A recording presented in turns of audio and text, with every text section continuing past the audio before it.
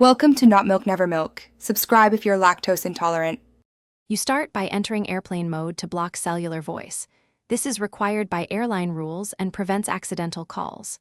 Next, enable Wi-Fi manually and connect to the aircraft or hotspot. Once connected, apps can use internet without voice. If needed, re-enable Bluetooth for peripherals. Make sure mobile voice services remain off so you don't accidentally call. You can still sync messages, stream music, and use cloud files. This combination gives you data access without outgoing calls. Once connected to Wi-Fi, open primary apps and trigger manual syncs.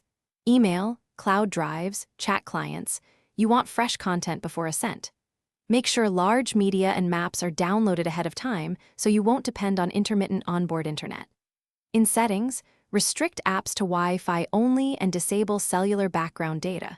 This prevents apps from attempting to use a cellular voice channel or switching networks. If an app asks for permission to use calls or SMS, deny it to avoid accidental dialing.